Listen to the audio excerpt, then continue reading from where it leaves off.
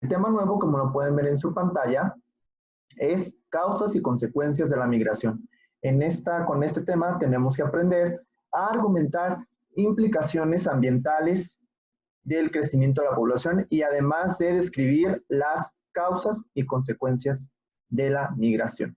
Bien, entonces vamos a empezar con el concepto básico. El concepto básico, ¿qué es la migración? La migración es un fenómeno social, desde ahí es un hecho social que pasa en el espacio geográfico y que tiene que ver con que las personas dejen su lugar de origen para irse a otro. Aquí es muy importante diferenciar entre migración y turismo. Recordemos que el turismo generalmente se hace con fines de diversión o de placer o de gusto. En cambio, la migración muchas veces es una situación obligada o porque quiero mejorar mi situación o mi condición de vida es que yo dejo el lugar donde yo vivo. Esa es la diferencia entre migración y turismo. ¿De acuerdo? El video lo pueden ver cuantas veces sea necesario porque con él van a contestar las actividades. ¿Qué más tenemos que saber de la migración? Bueno, en la migración hay conceptos básicos importantes para no cometer errores al momento de hablar de esto. Por ejemplo, hay que saber que un inmigrante es la persona que llega, ¿sí? Si yo me voy a vivir a Guanajuato de manera permanente, yo en Guanajuato soy un inmigrante porque llegué a ese lugar que no es el lugar de mi origen. En cambio, el migrante se le va a llamar migrante a cualquier persona que deja su lugar de origen para irse a vivir a otro, ¿sí? Y el emigrante es el que se va de su lugar de origen. En cuanto yo dejo mi lugar de origen, vuelvo al ejemplo, si me voy a vivir a Guanajuato, ya en ese momento, por haber dejado mi lugar de origen, mi estado, que es Jalisco, soy migrante. Llego a Guanajuato y en Guanajuato soy un inmigrante porque llegué y soy un emigrante de Jalisco porque dejé Jalisco, ¿sí? También hay que saber que en la migración existen dos tipos de espacios geográficos. Uno es el país o espacio receptor, es el lugar que va a recibir al migrante. Y por otro lado está el país o espacio expulsor, que es el lugar de donde sale la gente. Aquí en México el ejemplo claro es que se van principalmente a Estados Unidos a trabajar. México sería entonces el espacio expulsor y Estados Unidos sería el espacio receptor o el país receptor, ¿sí?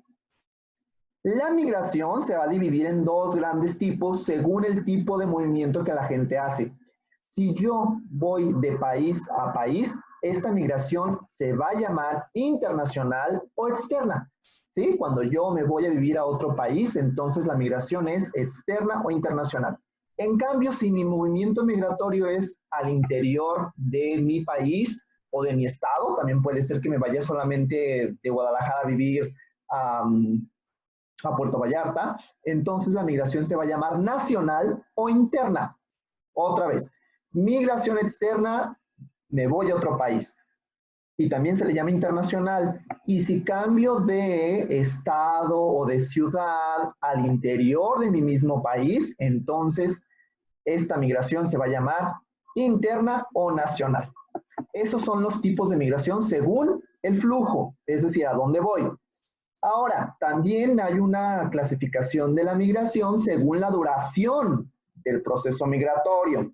Si yo me voy a Estados Unidos y me quedo allá, ya no regreso, allá construyo mi vida, compro casa, me quedo allá, se llama migración permanente.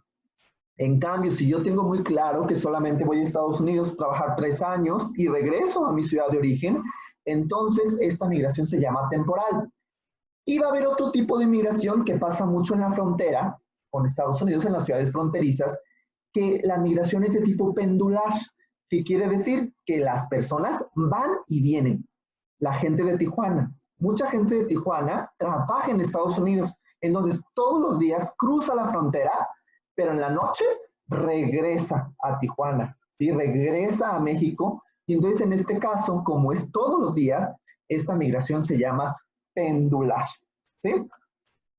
Finalmente, por su causa, la migración puede ser voluntaria o forzada.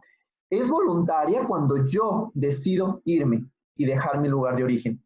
En este caso, puede ser por cuestiones de educación. Quiero ir a estudiar un posgrado, una maestría, un doctorado a otro país, y entonces yo decido irme. Y entonces esa es una migración de tipo voluntaria. También hay migraciones de tipo voluntaria por cuestión económica. Decido irme a otro país con el fin de generar las condiciones de vida de mi familia, trabajar y mandar dinero. Entonces ahí nadie me obligó, yo me fui porque yo quise. También va a haber situaciones por cuestiones religiosas. Hay grupos religiosos que se mueven a diferentes partes del mundo y entonces a veces yo me voy con ellos, ¿sí? Para continuar mi rito, el que yo haga. En este caso, la migración es voluntaria. En otras situaciones, la migración va a ser de tipo forzada. ¿Cuándo es forzada? Cuando yo no decido irme. Cuando las situaciones del territorio me obligan a dejar mi lugar de origen. En este caso, un ejemplo claro de esto son las guerras, los conflictos armados. Los conflictos armados van a provocar muchas veces que la gente que vive ahí se ve obligada a irse, ¿sí? Para proteger a su familia. Otra situación, como la que estamos viendo ahorita, es una epidemia. Una epidemia internacional, cuando se agrava en algún lugar, es posible que la persona decida salirse si la dejan salir. En este caso, la situación actual, recuerden que muchos países decidieron cerrar fronteras para impedir que la gente saliera. Entonces, pero va a haber otras situaciones donde la gente va a poder salir y decide irse para no contagiarse. Otra situación de migración forzada está relacionada con los desastres naturales. Sí, los desastres naturales, recuerden que no son planeados, no sabemos cuándo van a ocurrir, no tenemos una certeza, no los predecimos porque no es magia, suceden porque es la dinámica interna y externa de la Tierra. Entonces, un desastre natural puede ocasionar esta migración forzada, de que yo tenga que dejar mi lugar de origen porque en el lugar donde estaba se perdió todo, hubo una destrucción total de mi territorio y por tanto me veo obligado a dejar mi territorio de origen. ¿De acuerdo? Con estos conceptos básicos, esto que acabo de explicar, sencillísimo, con esto tienen para contestar la actividad. ¿De acuerdo? Y finalmente, ¿qué consecuencias trae la migración?